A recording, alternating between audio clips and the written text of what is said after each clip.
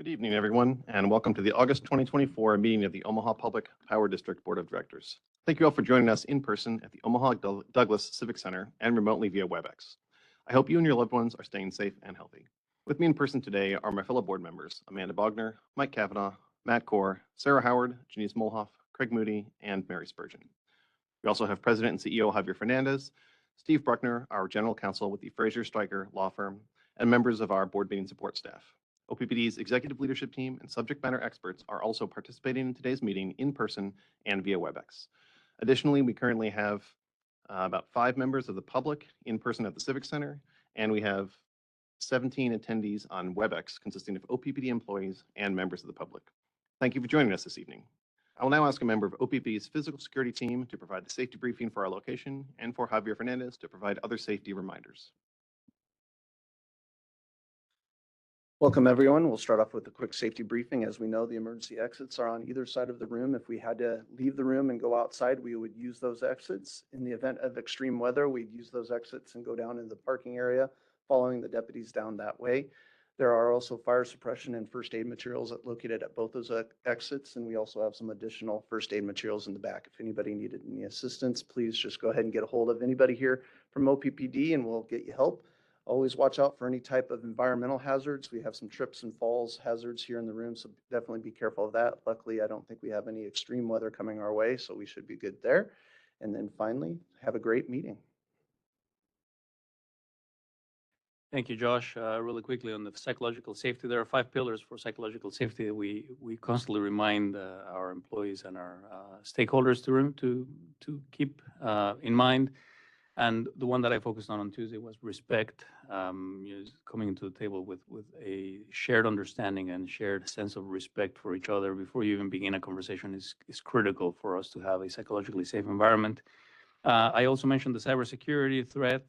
As we are distracted, we become the most vulnerable, and the bad actors know that. And so last week, as we were all very busy restoring power and moving as fast as we could and really dealing with the storm restoration efforts, that was a great opportunity for us to really pause and look and think about cybersecurity and the threats that would cause.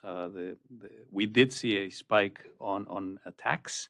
None of them were successful, but we know, bad actors are paying attention. It's important for us to keep our attention on cybersecurity. Next slide, please.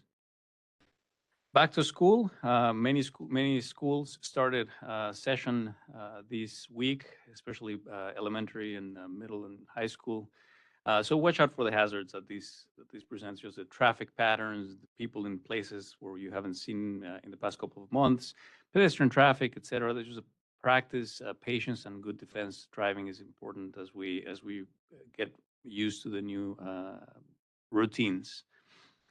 Human performance tool to use. We talk about pre-job briefs, tailgates, 3-part communication, and other tools where we have the employee, the person, you have the tools to perform your work safely. We try to instill these in all of our employees, and I encourage our audience to do that as well. Before you begin any job, and I'm thinking, with trees still hanging or tree damage that people have in their backyards, stop, assess the situation, have a pre-job brief. If you have someone else helping you, make sure that you're coordinated so that you can perform those jobs safely. But human performance is not the only tool we have at our availability. The other one is personal protective equipment, or PPE, where we do require our employees, especially in certain functions, to wear those PPEs. Could be a hard hat and gloves and fire retardant clothing, etc. That's super important for us to lower the risks of injury. So with that, that concludes my safety briefing for August. Great, thank you. Now let's run through our guidelines for the conduct of this meeting.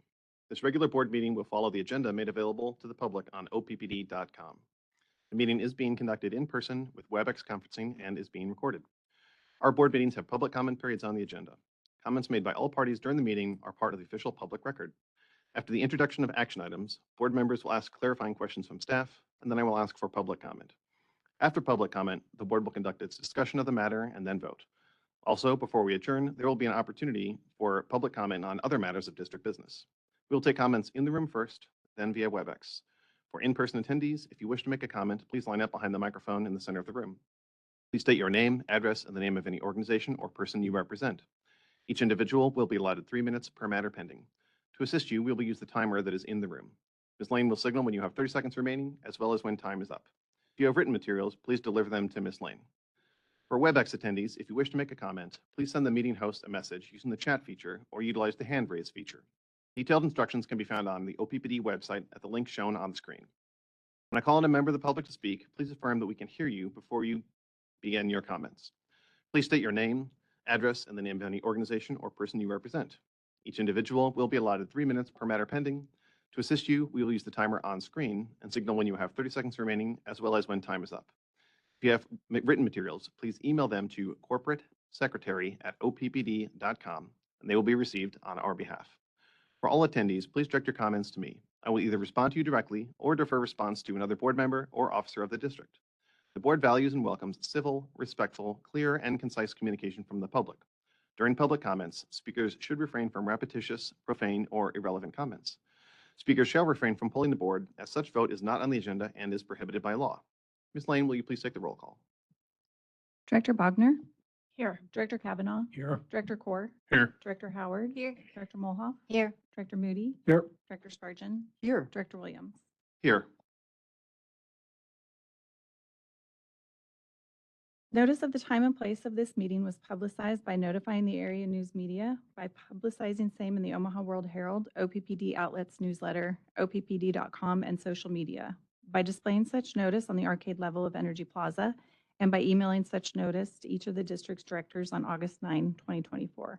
A copy of the proposed agenda for this meeting has been maintained on a current basis and is readily available for public inspection in the office of the district's corporate secretary. Additionally, a copy of the Open Meetings Act is available for inspection on oppd.com and in this meeting room.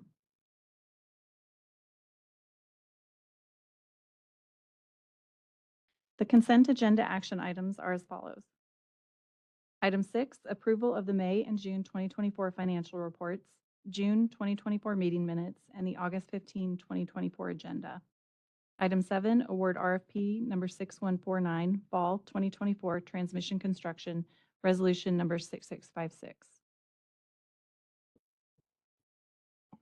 If there are no corrections, changes, or additions to the consent agenda, I need a motion and a second to approve these items. So move. Second. We discussed these action items at the all committee meeting on Tuesday, August 13th. Do any members of the public in the room have comments on these consent agenda items? If you'd like to make a comment, please come to the podium in the center of the room. I do not see any. Do any members of the public on WebEx have a comment? Please send a chat to the meeting host or use a hand raise feature on WebEx. Telephone users can press *3 to raise their hand. No online comments either. Ms. Lane, please call the roll. Director Bogner, Yes. Director Kavanaugh, Yes. Director Core, Yes. Director Howard, Yes. Director Mulhoff, Yes. Director Moody, Yes. Director Spurgeon, Yes. Director Williams. Yes. Motion carried. The board discussion action item is item 8, resolution of appreciation for OPPD's July 2024 storm restoration effort, resolution number 6657. Whereas on July 31, 2024, a massive windstorm caused widespread damage to the electrical grid, resulting in the largest customer outage in the history of the Omaha Public Power District, OPPD, impacting the lives of countless customers and the operations of essential services. And whereas in response to this unprecedented challenge, OPPD employees, forestry crews, and mutual aid crews displayed extraordinary dedication, skill, teamwork, and commitment to safety while working tirelessly under hot and difficult conditions to restore this essential service for OPPD customers. And whereas the Board of Directors has been profoundly impressed by the extraordinary efforts demonstrated by OPPD employees, forestry crews, and mutual aid crews, recognizing their critical role in restoring power as quickly as possible and supporting the recovery of the communities OPPD serves. Now therefore be it resolved that the Board of Directors of Omaha Public Power District, at a meeting duly convened on the 15th day of August, 2024, extends its deepest gratitude and appreciation to all OPPD employees, forestry crews, and mutual aid crews for their heroic efforts in power restoration during and after the storm. Be it further resolved that the board acknowledges the personal and professional sacrifices made by employees, forestry crews, and mutual aid crews, and recognizes that their actions exemplify the highest standards of passion, honor, and care that are the core values of OPPD. Motion to approve? Second. Okay, colleagues, I'll tee this up really quickly.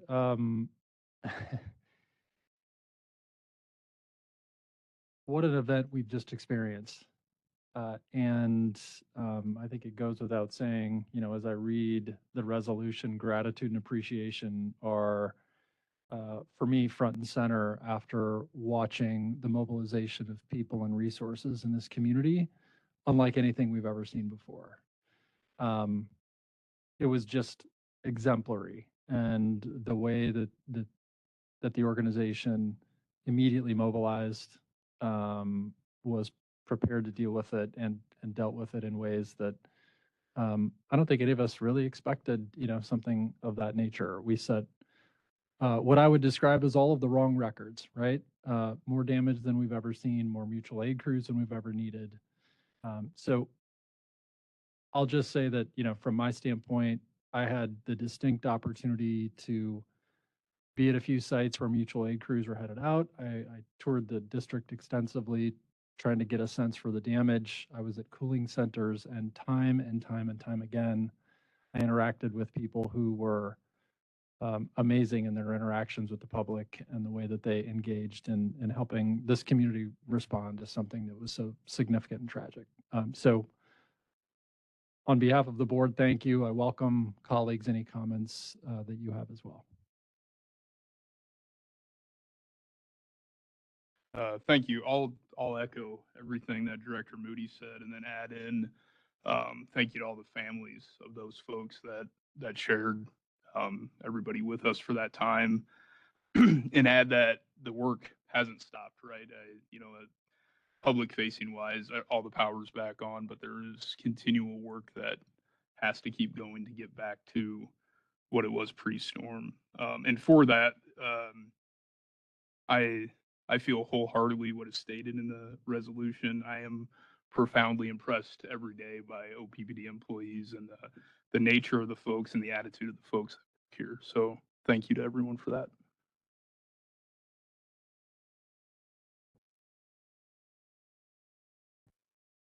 So a few times in my life, I've been really proud to be a part of an organization, and this is one of them. When I saw the OPPD crews out working in the neighborhoods, on the streets, they were always focused, they were ready to work, and they had a job, and they were getting it done. When I went to the station at Elkhorn and saw them getting ready to go out on the day, they were focused. They were really tired because at that point it was 10 days in and 8 days in, but they had been working for 10 days because they had working regular schedules for the 3 days before the storm. So they were tired, but they were focused, and they just wanted to get everybody's power back on. And that's what I saw. And I know that it comes with, you know, it talks about personal hardship, but there were, once again, people who had to work in a different place, people who had to postpone or cut vacations short, people who didn't get to be with their families for important times. And for that, we're very appreciative. And I very much agree with this resolution, and want to thank all of the OPPD employees, from Javier to customer service and everyone in between, for all your work for this during this time. So thank you.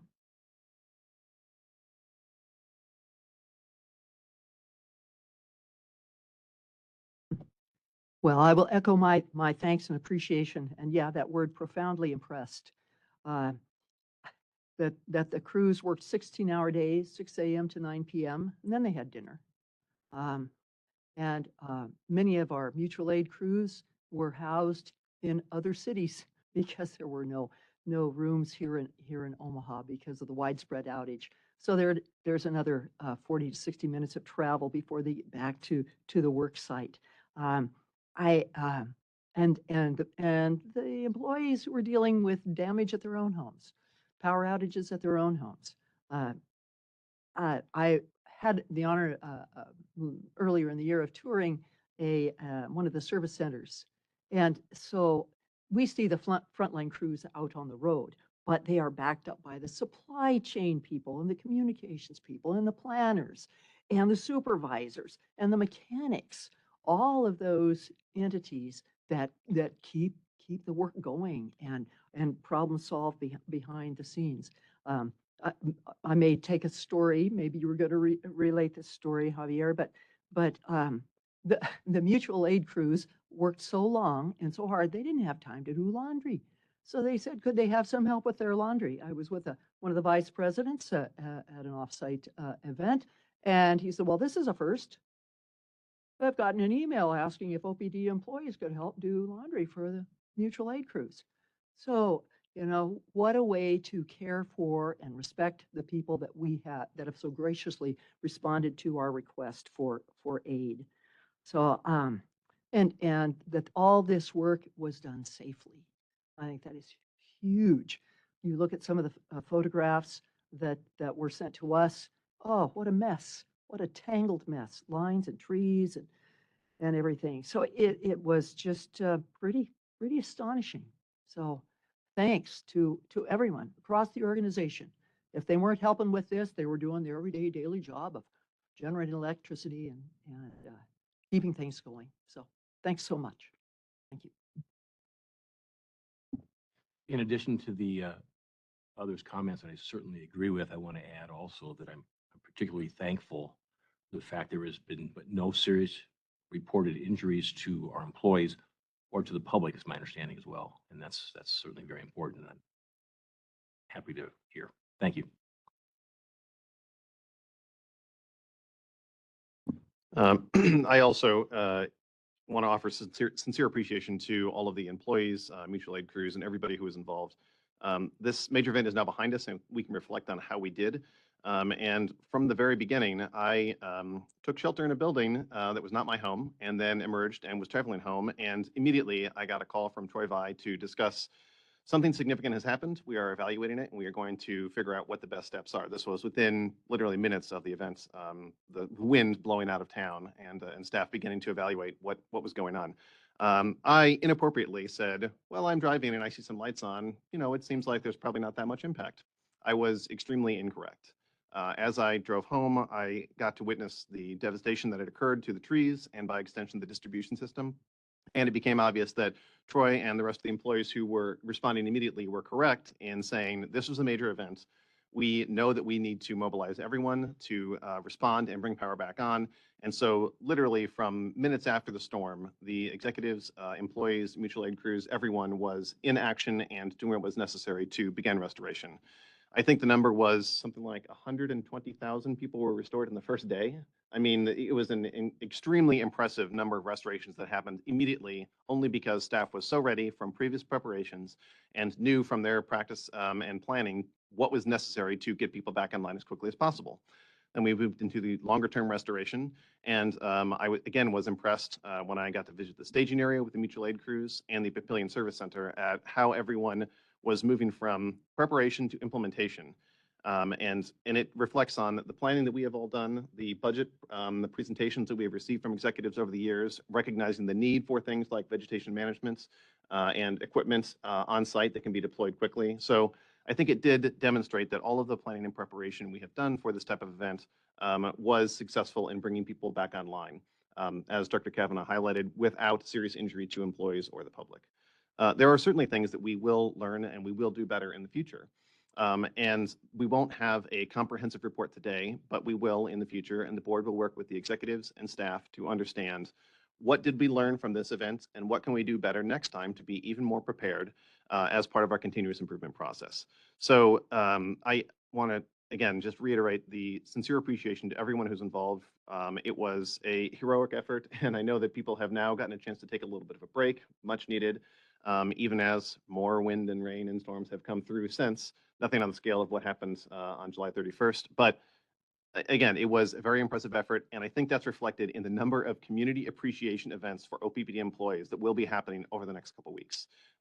Spontaneous, coordinated by places like high schools, businesses, other community groups to say, OPPD, we know you went above and beyond in extremely difficult circumstances, and we appreciate what you did.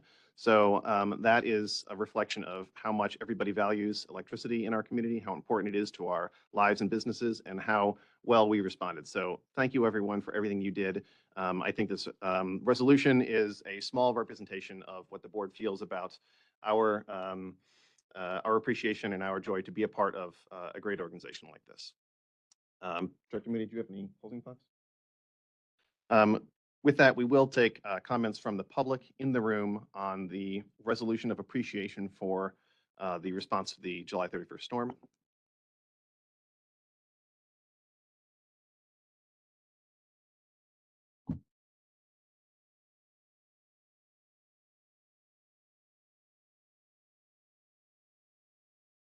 David Bagley, 4611 South 96th Street. I rise in support of that resolution. I think it's an excellent resolution. And in order to be a productive person here, I would urge CEO Javier Fernandez to go buy some real nice plaques. You can get them down at JP Cook and post them, put them up in your transmission and distribution and service center so the employees know what the board has done here today. As I said last month, the problem with OPPD is not with the employees, it's with the board of directors. And the core problem here is that you have this fixation and obsession with net zero, which detracts from your core mission, which is to provide low cost and reliable power. I've talked to about a dozen people and I've asked them in light of this event, do you know OPPD has a net zero policy? One person told me that they knew it, one. So let's look at something else here. So you're all proud of your Platteview Solar, July 15th, 2024. Sunset, 8:56, 84-degree temperature, 72 degrees, no power from the sun, and all of your wind turbines, just negligible power. So millions and millions of dollars have been spent on solar and wind.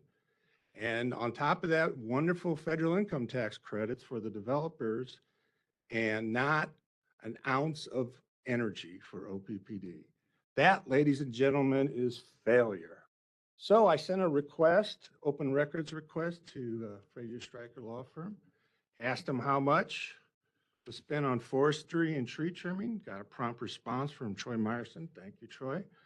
And there are the numbers, 19 million, 17 million, 15 million.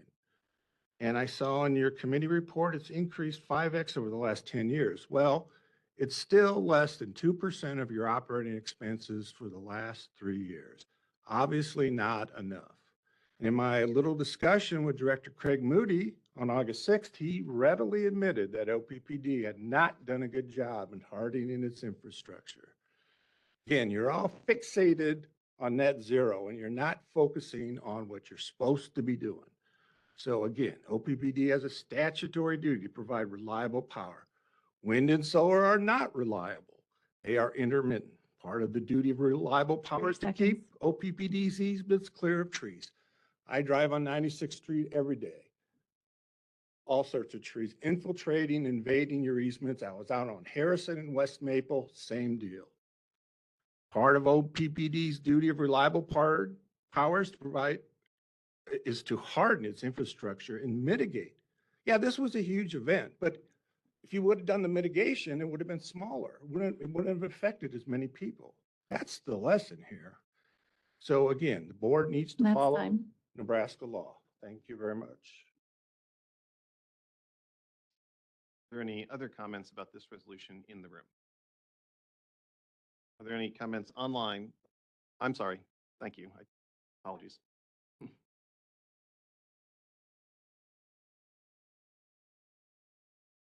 Thank you. Name and address, please. Right, Mary Peck, 8125 Parkview Boulevard, La Vista, Nebraska. I support this resolution wholeheartedly and the board wholeheartedly. This is not an easy task. Times are changing. You can't please everybody. You can't please everybody when it comes to different things here, but we can learn from one another, even if we disagree. And I was lucky. I think we were only without power for about 18.6 hours, I think is what the report was in my neighborhood. But it was a good time to reflect, and I appreciate the opening statements that you guys do here with the safety and the public part of it, because it helped me institute that in my own home. I start talking to my 13-year-old son about safety plans and routes and what to do and where the batteries are and where the flashlights are. And all kinds of things like that. And he's getting old enough that he's starting to take notice. And I did not bring him here today because I think he probably wanted to speak, and I don't think you're ready for that. Um, quite just said, I have to live with it. So, but he's a smart boy, and he learns and he watches from all of us. And my message to y'all is that keep doing what you're doing. Keep pushing each other to do better. Speak impeccably and learn from these mistakes. This is not the first storm. This is not going to be the last one. Javier, I think you've had 3 major ones since you've become CEO. And if you do the research and you look back in other areas, I mean, I think when we had the hurricane down in Texas and Louisiana, they were without power for 12 days. And they did wonderful things to get things online. And you learn from these things. You learn from the incidents, and you go through and you review them, and you make a plan to be better. But there's no perfect response to things here. All you can do is learn and adapt and communicate. The only issue I think I really experienced that was an issue was in reporting the outage. I think the app was part of the problem, and I think it went down. But it was resolved fairly quickly, to my knowledge. And I think that's something that you'll look into and into the future here. But as far as the communication with the city, Wendell did a fantastic job 30 seconds. working with the mayor and the city and the streets departments in order to get things communicated. And not everybody was happy, but I was, and I support this, and I support and praise all of you, and a job well done. Thank you.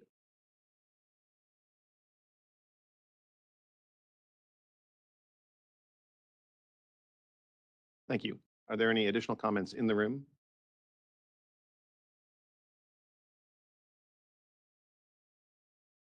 Gary Floyd, 1205 Willow Avenue, Bellevue, Nebraska. I represent myself and the Twin Ridge Association community, where I live and have lived for, I don't know, 26 some odd years. And when the storm happened, I had plans to travel the next morning, to be out of town. And I had to work late. My wife said, "You're gonna come home, the storm's pretty bad. It looks pretty bad and the power's out. You're gonna have to pack." I was like, I gotta wrap some things up in order to get out of town. So I worked late, and I did not know, I had no idea that it was as bad as what it was. I had to navigate through trees down, and first time I ever drove down the interstate, and there were no lights on the interstate at all. And I was like, wow, this is surreal. So drove home and had to pack in the dark. That was the first, to get out of town the next morning. And when I got back, I got a call from my employees that said, "Hey, we got to help out with this effort." And said, "Absolutely." And they responded and were able to help out. And when I got home, finally, it's the only time I've ever been out of town where I did not want to leave because of what was happening to our community. I had a neighbor call me because I was once the president of the homeowners association there at Twin Ridge, and saying, "Hey, there's a tree in front of my garage. I can't get out." She's an older lady. And so I made a call to the management company, and all of this while I was traveling. And they got on it right away. When I came back, I wasn't even gone a week. The lights were on. It almost looked like nothing ever happened. The trees were cleared up. The power was on. My neighbor felt safe. So from the bottom of my heart and the community at Twin Ridge and the effort that OPPD did to turn that power on for that community. It's an older community. And I have found myself actually trimming trees and bushes to help them out as part of my role as the president. 30 seconds. I can tell you thank you, and that I totally, full-heartedly support this resolution to appreciate this company for the work that they did for our community in Bellevue. Thank you. Thank you. Are there any other comments in the room? This time I think I got it. Are there any comments online on this resolution? C. Weston.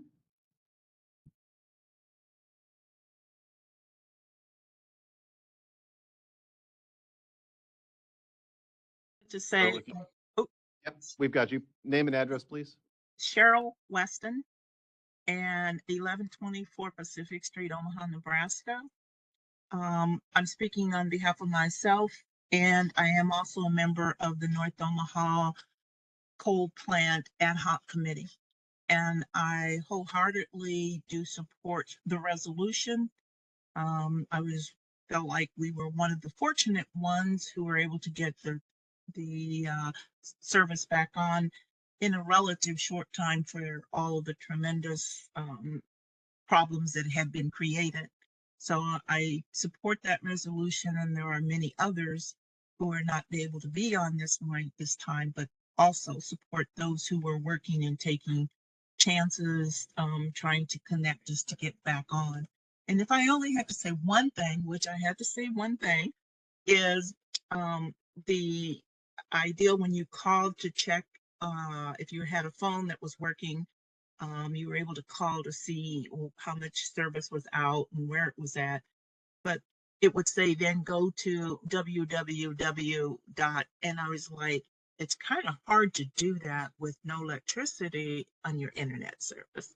So I say that with a little humor. Otherwise, congratulations and kudos to all of your employees who are working hard to make this possible, and hope we don't have another one. Thank you. Thank you. Are there other comments online? John Pollock.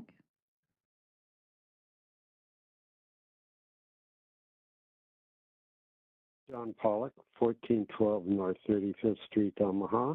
Speaking for myself, I am also much in favor of the resolution. I appreciate all the hard work that the OPPD and the surrounding crews put in under difficult conditions. I do have a meteorologist perspective on this one, and that is that to me, this storm was probably something that we'd see repeated about once every 10 to 20 years.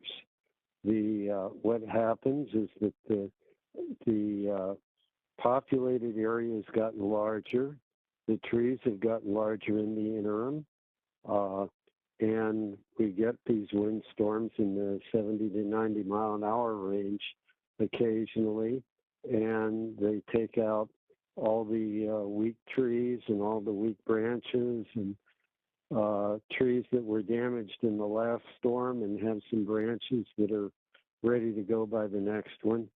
So this will be a repeat performance at some point. In addition, there was a worse storm a few years ago that hit Iowa. We were lucky enough to avoid that one.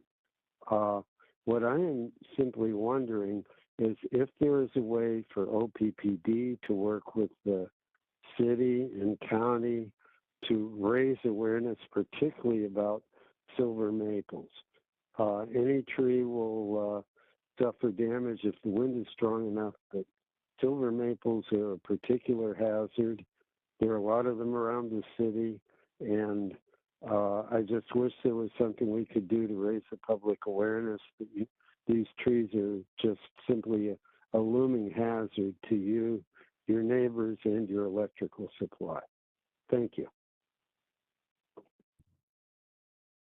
Thank you, John. And on Wednesday night, I spent about an hour with my neighbors removing a silver maple from our street. So I'm very aware, and I'm sure that OPPD staff is also aware, and we'll be glad to coordinate with the city and county on any efforts like that. Are there any other comments online? With no more comments, roll call on the resolution of appreciation. Director Bogner? Yes. Director Kavanaugh? Yes. Director Corr? Yes. Director Howard? Yes. Director Mulhoff? Yes. Director Moody? Yes. Director Spurgeon? Yes. Director Williams? Yes. Motion carried. The next item is the president's report. Javier Fernandez. Thank you, Chair Williams. I'm gonna do an abbreviated version of the President's report just to report on the items that I usually do. The status of our generation portfolio, starting with our baseload generation for July. You can see lower numbers for both Nebraska City Unit 1 and North Omaha Unit 5, and those are reflective of the outages that those units have been on for months. They both came back online in the month of July, but they were not available the entire month. They came on halfway through the month or towards the end of the month. Nebraska City Unit 2 and North Omaha Unit 4 were available pretty much the entire month. They did have North Omaha 4 had a one tube leak, and Nebraska City Unit 2 had a couple of outages, but minor. You can see that the availability factor was the capacity factor was 55 and 56% on those two units. Now, conversely, on the other end, the next part of the generation portfolio on the next slide, it's our balancing generation. This is mostly natural gas units. We have a couple of fuel oil units, and those were busy. They were busy for a number of reasons. One, because our baseload generation was out and we were getting that back on, but they were busy because the region needed power. Something that we talked about on Tuesday, and then we just heard on a public comment, it was hot. Last week was hot, and there were many other days that were relatively warm during the month of July. So the entire Southwest Power Pool needed power, and I'm going to talk about this in just a minute. We were under conservative operations and research advisory with Southwest Power Pool, which is code for we need more generation. We need all the available generation in the footprint, in the 14-state footprint, to be available online to serve those 14 states when the temperatures are high and it's humid. So that explains the higher capacity factor of all of our units. North Omaha Unit 3 ran quite a bit, and even North Omaha Unit 1 and 2, which they usually don't run much, we did see quite a bit of activity. In fact, as I speak today, every single one of our units is on, except for North Omaha Unit 2 and Sarpy County Unit 4. So tonight is one of those days where the market is calling on for those units. So it's important for me to report that we do really good maintenance. We have those units available when they're needed, and certainly the month of July was one of those months where we were grateful to the women and men who have been keeping those units on and available and in good working conditions so that we can count on them when they're needed the most. Similarly, on renewables, our renewable portfolio performed beautifully. It performed exactly as we planned it to perform. Capacity factor in the month of July, just for renewables, was 32%. Capacity factor for community solar was 30%, or Platteview Solar about 28%, and wind was 26.5%. Wind capacity factor year to date is 40%. So it has performed really well. It's exactly as we planned it. Of course, the sun only shines for so many hours during the day, and the wind blows at certain times, and we can predict that relatively well. They are reliable. They're not dispatchable, but they are reliable. We can rely on those, and we have really good production from those units, and those work really well exactly when we need them the most, when it's hot outside, and we need that generation. Next slide, please. This is where I talk about honoring our community. July is fair month. We have different county fairs all across our service territory. Those fairs provide a networking venue for people in groups like 4-H and other agricultural organizations, and offer entertainment to bring rural communities and urban communities together. OPPD supports concerts and other family-friendly events at the fairs, and sponsor things such as parking areas for people with physical disabilities. OPPD also provides public service announcements about electric safety, the wire and storm and outage. We take that opportunity when people gather into those fairs to raise awareness and share tips on energy efficiency and other power-related topics. Next is on volunteering. Our employee teams have been active volunteering in our community. 3 examples that you see on the screen right now is our employee communications employee communications team sorted and packed food with a food bank for the Heartland. Our corporate accounting team on the right side, they wrapped over 10,000 diapers that will help 182 babies with a Nebraska diaper bank. And also on the screen, you can see our customer care service volunteering with Habitat for Humanity. Just very busy, and I'm very appreciative of all of our employees who really live out their core values of supporting the communities we serve. Supporting the communities we serve also, we had many community celebrations in the month of June and July. Just reporting on both months since we didn't have a board meeting in July. We had area parades that were supported by the Ashland Service Center and OPPD's African American Network, as well as the Pride Employee Resource Group. On June 15th, we had the Juneteenth Parade and the Omaha Freedom Festival. July 13th, we participated on the Pride Parade, and July 20th, the Ashland Stir Up Days Parade. So you can see all of our employees doing that, and sometimes it's hot, but the attendance is always strong. Next slide, please. So I'm going to speak at a very high level. We did spend quite a bit of time, about half an hour on Tuesday at the all committees meeting, talking about the storm response and update. I am not going to repeat all of those statistics, but I do want to share just briefly what has been said already. So if you can go to the next slide. Actually, yeah. So let's hold off. So the next is the video. Okay. So before we go there, it was. I've already heard, right? The largest storm on record, at least measured in terms of number of meters that were out. Incredibly proud. I am incredibly proud of the organization. We have never restored as many meters as we did a week ago or so on the first 24 hours. That was heroic. To me, it was the organization really flexing its muscle to mobilize many people all over: warehouse, mechanics, dispatchers, line crews, tree crews, to go out and start restoring right away. While the mutual aid crews and visiting tree crews were arriving, we were already out there restoring power. I believe the number of outages restored is somewhere upwards of 130,000 outages that were restored just in the first 24 hours. That's the first record. And we did that with no major safety incidents. There were a few vehicle incidents that happened during the 8-day period, but really no major safety incidents, which is fantastic. However, I do want to acknowledge we are accountable for keeping the power on in this community. The accountability stops here, right? And we took that very seriously. I really appreciate all the appreciation and the support and gratitude that we have. And I think I speak for many people at OPPD that while we appreciate that gratitude, we were also focused on bringing the power on as fast as we possibly could. We were not going to rest until the last customer was back on.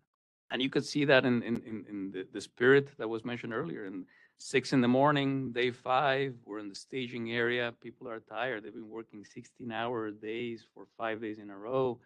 And you would still see smiles, tired smiles, but people ready to go out and continue to restore power because they knew it was so important to all of our customers. So I want to acknowledge that to the members of the public that we take these very seriously. We did well. We did really well. And we will do better next time because we learned things. We learned that we can flex our teams. In 2021, at the peak of the storm, and I'm going to generally quote some numbers because I don't have them here, but at the peak of the storm, we had about 950 boots on the ground. That was in 2021. That was the highest number of people we had ever had working on storm restoration.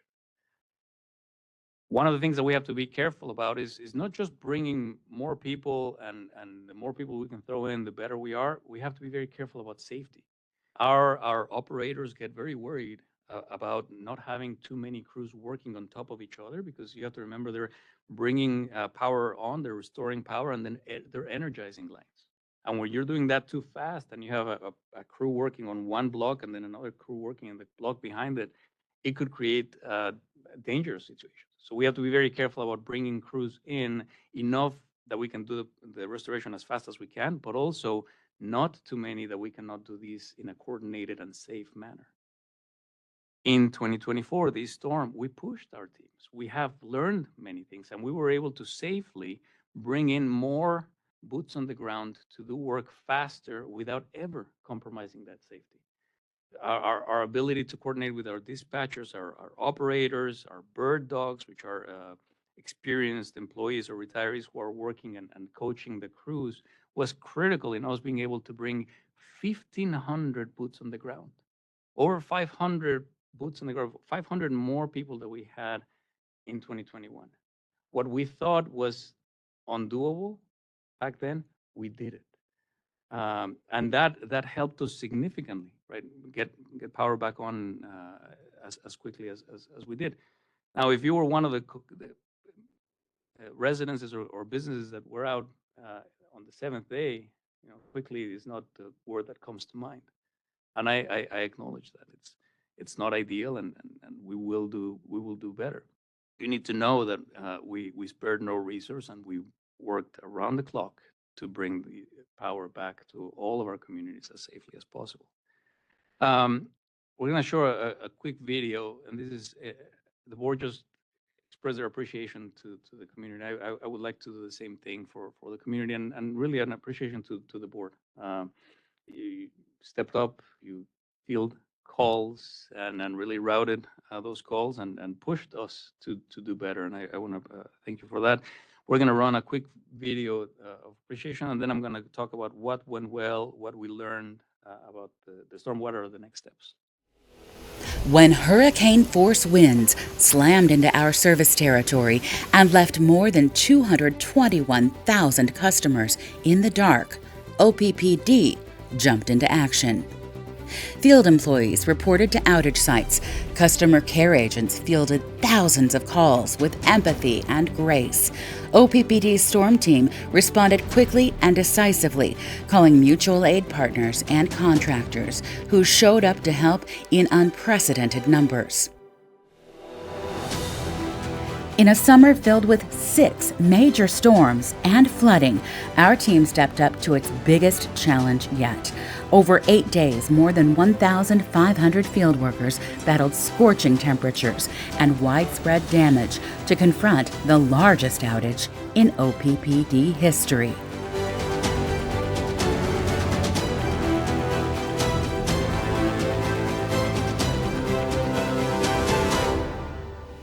Hundreds more worked behind the scenes to keep field workers safe, coordinated, fed, and ready to go at the beginning of each new day, and to update the public on their progress. Our customers helped as well, showing incredible understanding and resilience as we worked to restore their power. Community partners offered assistance and cooling stations to help customers escape the heat. Local news outlets helped share important announcements and updates. Meanwhile, OPPD's generation team kept power flowing reliably amid the heat so that others could focus on the situation at hand. Retirees returned to service, proving an old company adage true: you never stop answering the call for OPPD. In the field, our employees, contractors, and mutual aid partners discovered that much of the damage was more extensive than anyone realized. But they kept finding solutions to restore power as quickly and safely as possible. Above all, OPPD did not rest until every last customer was restored. That's because your community is also ours. We are your friends, your neighbors, your family, and your energy partner.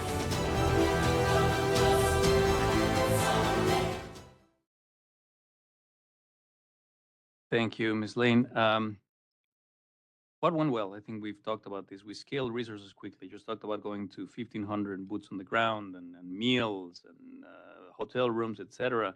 I do want to clarify a little bit the anecdote that Director Spurgeon talked about, the laundry. We contract with laundry services for these type of events. What happened is during the weekend, as crews from other utilities got released because they were also restoring power, we were able to bring in between 200 and 300 additional boots on the ground. And this happened on Saturday, right? And so trying to get laundry services in the middle of the weekend proved hard.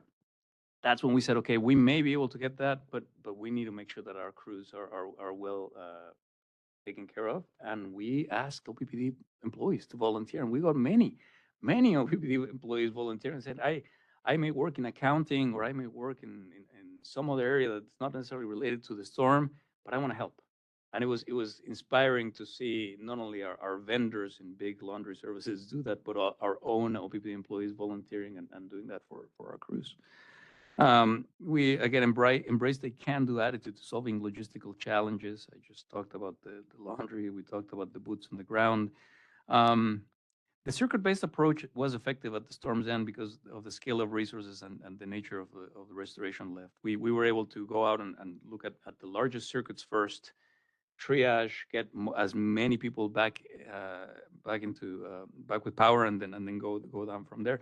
We also, throughout the storm, towards the middle, towards the end, we also were able to flex and say, as we're approaching the end, we had an opportunity to flex resources and say, we're already here.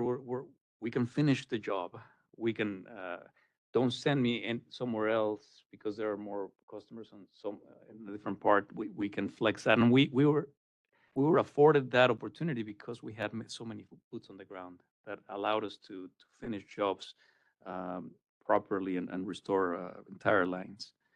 And we leaned in the staging area and adapting approach with learnings throughout the week. We've never really done the type of staging area we did last time. And the feedback we got from mutual aid crews who they're I shouldn't call them, but they are traveling crews. They travel all over the United States, and they see these type of events. And we got a lot of good feedback about, hey, you guys did it really well. I partly joke with our teams. Well, we're in Nebraska. We know how to throw a tailgate really well, so we can use those skills to do the staging and do the same type of thing. What we learned. I talk and my team talk extensively about the lessons we learned integrating into the AMI work. AMI stands for Advanced Metering Infrastructure. We are in the process of replacing all of our meters. It takes time. It takes years. That was the first decision I made in 2021. We need to modernize our metering infrastructure so that you don't have to call us to let us know your power is out. We are in 2024. That should be pretty automatic, but it's not right now. We're still relying on older technology, and we've made a lot of effort, a lot of progress, modernizing all of our technology systems so that we can then start replacing meters starting later this year. It's going to take us a couple of years to replace all of the meters in our service territory. That is going to provide a lot of benefit. Number one, we will know when your power is out, sometimes before you even know your power is out. Right? If you're on vacation, if you're at work and your power is out, we will know, and we will let you know that your power is out and an estimated time of restoration. It will also allow us to communicate much better with our customer owners and potentially open up the possibility of offering different products and services where we can work with a customer owner in ways that we can't today because of that lack of information we have. This is opening up so many possibilities. I'm really, really excited about the work that goes into AMI. These will help with communications the next time we have a storm. There was some mention that we live in Nebraska. We very likely will have another storm. I sure hope not as bad as the one we had. Mr. Pollock said this happens every 10 to 15 years, but even if it's a medium-sized storm, these type of technology will allow us to better communicate with our customers and have a much more fluid cadence of communication. Tree trimming, vegetation management, investments in tree trimming, it helped. I want to be very clear. We have increased our budget for tree trimming, and it's not just about dollars. And this is coming from a former CFO. Dollars are important, but it's not just about allocating more dollars. It's making sure that we have the crews when we are planning work for the following year. Do we have the number of partners available and the time that it takes for us to schedule tree trimming. In many cases, trimming trees and doing vegetation management has to be coordinated with outages if the crews are getting too close to line. So we have to do that in a coordinated manner. We have been able to increase that and lower the cycle of tree trimming down to a little bit over 7 years. Our goal continues to be, let's bring it down to 5 years. And that will require more dollars, more people, and we're definitely going to continue to make those investments to bring those down to those 5 years. Last but not least, we must continue to harden our assets against severe weather. Probably one of the most commonly asked questions in these type of events is, why can't you bury all those distribution lines? Sounds logical, and I agree, right? If one part of the issue was trees falling on poles, let's get rid of the poles and underground and bury everything we can. And we have been undergrounding lines in the past. We will continue to do that in the future. It's not easy. It's not cheap. And so resources have been allocated to underground distribution lines. But just as I said with trees, it's not just about dollars with undergrounding lines. Undergrounding distribution lines mean in most of the areas of our service territory, when we have overhead distribution, those distribution lines, when they were designed 60, 70 years ago, they are not on the main thoroughfare. They're not on the main street. A lot of them are not on the front lots. You have a lot of them that are in between homes, in the backyards, in alleyways. So it's going in there, and it's not just trimming trees. In many cases, we would have to uproot trees. The root systems get in the way for us to bury lines. So while burying overhead distribution lines is a common practice in the industry, and we do that on a regular basis, it is important for me also to share that it's not as easy, it's not as cheap, and really, from a feasible perspective, for us to go out and really take out all those trees and uproot them and take out sheds and pools and fences for hundreds of thousands of customers would be very disruptive. We will continue to do these, and we will do this in the places where it makes the most sense, where we can then come back if there's a storm and restore power as fast as we possibly can. But I want to just talk about how it's not that we haven't thought about underground distribution lines. It's not easy. It's not without disruption, and certainly not without quite a bit of a financial commitment. We will continue to do that. We're learning more. We're learning about which circuits would be very good candidates for us to underground, and we will continue. Lastly, I will again just close the storm topic by a sense of gratitude and appreciation for everyone who worked on the restoration efforts. We are a learning organization. We are better prepared because of everything we've learned, not only because of this storm, but the past 6 major storms we had in 2024. We will continue to do much, much, much better. I will end my president's report before going to the OPPD employee. Just a good stark reminder of the work that we do could be dangerous. And I would like to honor the life of a fellow lineman from CPS Energy in San Antonio who lost his life a couple of weeks ago through electrocution. That was devastating, and it really resonated across the industry. Just chatting with their CEO, it was heartbroken. It's one of the hardest things you ever have to do. And we haven't had an incident like this in many, many years, but it's just a good reminder of the work we do, the 1,500 people who were out and about restoring power, they're facing similar hazards. And it's super important for us to do our work safely so that every woman and man who are working outside, either on our power pole, on our power lines, or on our generation stations, they can go home and have dinner with their families after a hard day of work. With that, I will move our attention to one of our own, Mr. Arthur Packiser, lineman, who died on February 25, 1948. OPPD wasn't even 2 years old back then. And he died from injuries sustained in a 35-foot fall when the pole he and a co-worker where the pole broke off near the base. The co-worker, Bert Christensen, was hospitalized with several fractures. They were working in Herman, Nebraska at the time. Mr. Packiser was 49 years old at the time of his death. He was survived by his wife, Velma, and his children Constance, Laura Jean, and Raymond. And with that, I conclude my president's report. Thank you. Last item on our agenda is public comments on other items of district business. Any comments in the room first?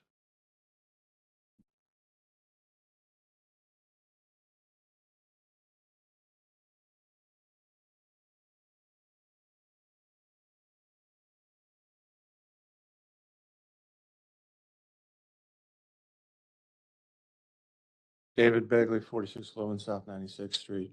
I failed to mention in my previous comment, I wanted to congratulate and show appreciation for Lisa Olson.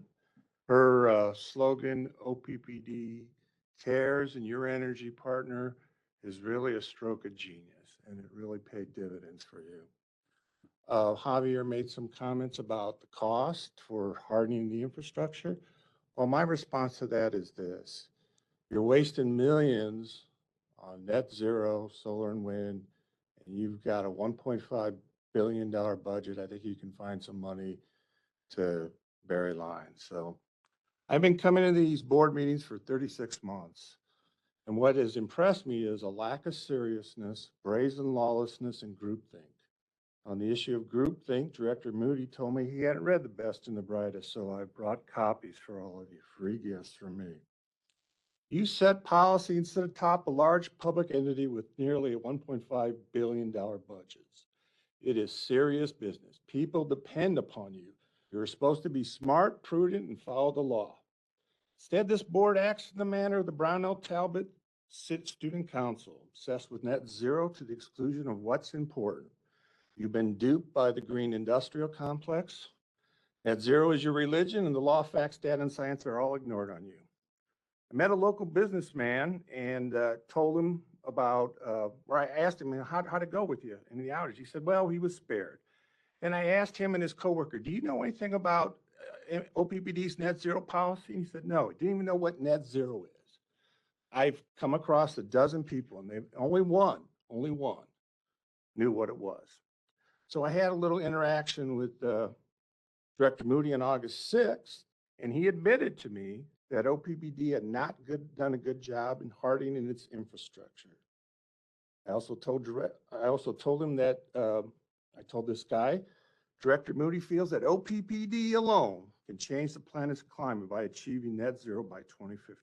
The man thanked me when I left, and he said to me, we need to elect smart people. I'll repeat, we need to elect smart people. This hardworking man was not college educated, but he knew your net zero policy is wrong, and the board has failed OPPD's customers owners. I've been blessed with the Jesuit education. 30 seconds. At Creighton Prep, they told us to be men for others. I am that man for others. I speak for the forgotten OPPD customer owner. I speak for the plebes. I speak truth to power. Before you adjourn tonight, I ask you to be smart and repeal your unlawful SD7. Thank you very much. Are there other comments in the room?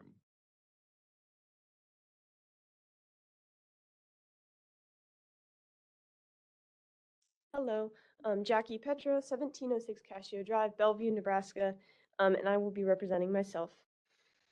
So I'd just like to speak briefly about OPPD's work toward carbon neutral electricity, which of course does help mitigate the devastating effects of future storms, just like the one we experienced on the city.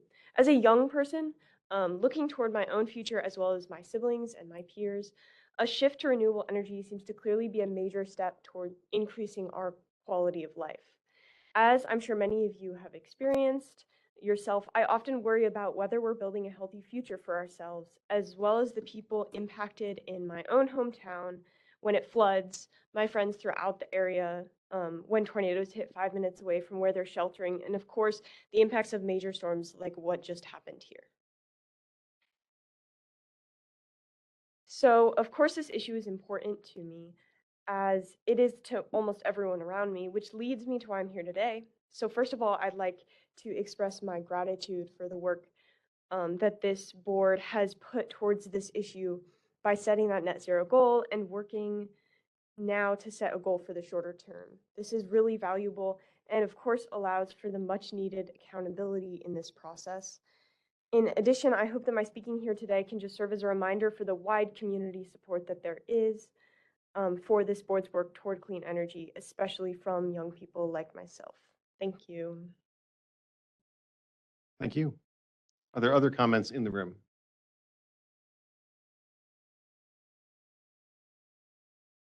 Hello, name and address, please. Hello, yes, my name is Betty Tomasi and my address is 7389 North 89th Street, 68122.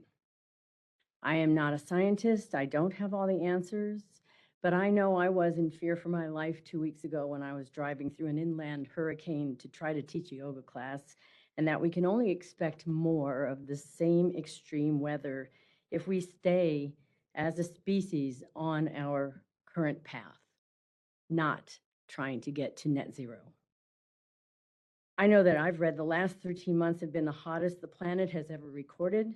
I know that hundreds of, if not thousands, have died over the past 10 years in Europe and around the world because of record heat waves. Sorry. I know that places on Earth are burning like never before, like the Park Fire in California, the fires in Canada whose smoke has reached our state, and recent fires in Australia, just to name a few. We're turning this planet into a hellhole. We're facing an existential crisis, and yet putting our heads in the sand and acting like nothing's wrong, like we don't have to change our ways for a sustainable future.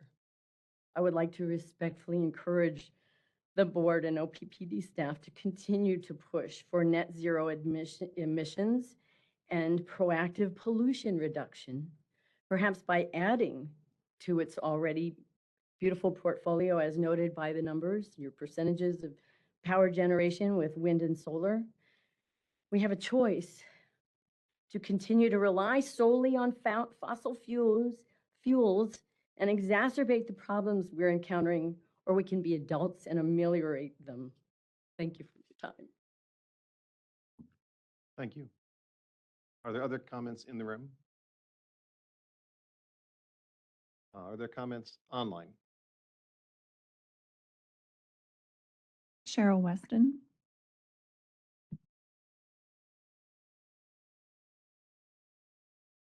Cheryl Weston, 1124 Pacific Street, Omaha, Nebraska. I'm speaking on behalf of myself, as well as being a member of the North Omaha OPPD Coal Plant Ad Hoc Committee. I have also written a letter which will be given to each one of you through the email box online. However, I just wanted to bring up some points that I hope that you will address in your SD 7, and that concerns environmental justice. I realize that OPPD is in the process of hiring an environmental justice coordinator position. It is hopeful that you will not spend a lot of time on getting more statistics and more information that is already currently out there. Hopefully that you will make a positive and a really important, informative point when you put into there as to what your environmental justice position is for OPPD. Also, I would hope that some way the OPPD staff will begin to work with more community grassroots organizations such as ours when all of those EJ federal dollars, $307 million for the state climate grant, $62 million for the solar for all grant, and even more potential funding that is coming from the Omaha Climate Action Plan, as well as all the monies that were involved in the EPA Environmental Justice Grant that was information summit that was held last week that I attended. There is much information and there's much knowledge out there on the Justice 40. I would hope that you would put more stress on being active and getting more involved into community engagement, not with just the same standard, but getting out and touching other organizations that can be helpful in bringing information to OPPD. The other point we would like to address is your website. Information is very difficult to obtain on the website. Stress that with all the technology that OPPD has at its hands, there's no reason why it cannot become a more friendly to citizens every day. Perhaps some of those who don't know how to use the technology that is there. I thank you for the time, and as I said, the individual letters will be forwarded to you on email. Thank you. Thank you. Are there other comments online? Teddy?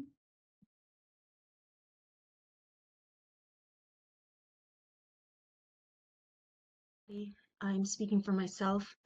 I'm I have sorry. a, pardon? Can you repeat your name and address? We didn't catch that when you turned on your Oh, microphone. do I need to give my address online? It seemed like maybe I didn't. Just your name then. I'm sorry, we didn't catch your name. We just Okay, want to know who Teddy your name was. Morrison. Thank you. So I have a handful of things, and I apologize for that. First of all, I noticed that the EPA has a Clean Water Act violation for June 7th for iron levels 172% above standard in the effluent wash from the CL1 at North Omaha Station. Additional reports from the EPA note dissolved arsenic, cadmium, chromium, copper, lead, nickel, zinc, and selenium, as well as sulfates going from the North O Station to the watershed that has ESA listed aquatic species. So I was hoping you could speak to that after I'm finished. I also want to note in response to a previous community comment that California's power grid held up against prolonged record temperatures because of new clean energy resources, more battery storage, and enhanced coordination with the state government. And the grid was able to export energy to other states that were in need during a massive heat wave in July of this year. I recognize that we share an e-grid with Iowa, for whom 64.9% of their energy is generated by wind, and that they haven't faced the severe price increases predicted by the counterfactual supplement provided by a community member for last meeting's minutes. More importantly, they aren't facing adverse health or environmental consequences, nor are they newly emitting a greenhouse gas 30 times more powerful than CO2.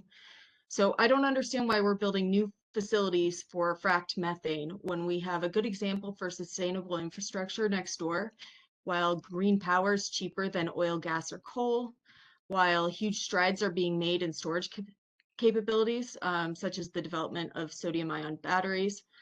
And while the overwhelming majority, in addition to the overwhelming majority of scientists, the majority of our population are asking for some renewable energy for a plan past 2026, when we will have new methane power production. We're just begging you to actually do power with a purpose instead of just talking about it. Thank you.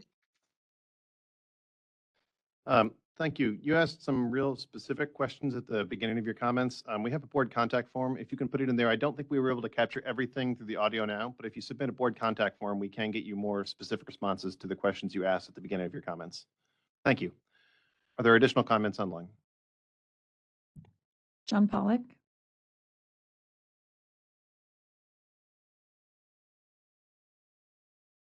John Pollock, 1412 North 35th Street, Omaha. I would like to remark that I'm also a participant in that North Omaha ad hoc group, and I am in substantial agreement with the comments of Cheryl Weston. As far as the weather goes, one of the elements that has been with us most of the summer is a persistent pattern of northwest flow aloft, which tends to favor these strong wind events because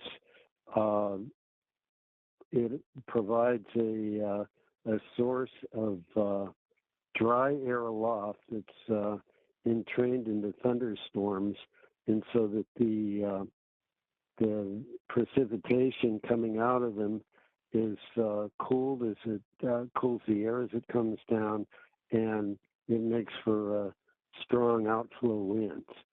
This pattern in the July 31st event was heightened because we had extremely high humidities. The overall pattern as we come into late August, unfortunately, has not changed a lot. We're still in that general northwest flow pattern. What has changed overall is that humidity levels tend to become lower as August goes on. That provides less fuel for thunderstorms and reduces but not eliminates the chances for the kind of severe wind events that have been so common this summer. So if we have thunderstorms around, but the humidity is lower, that tends to make for smaller storms and weaker winds.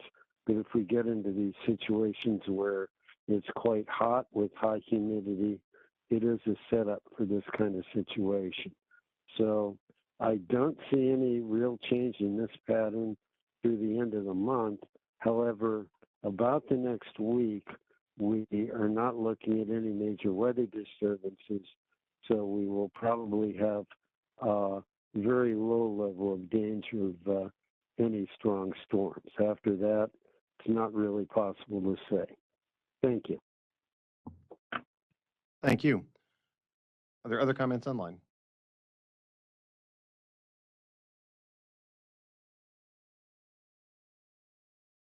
No additional comments online. Okay, with that, we have reached the end of our agenda and we are adjourned. Thank you.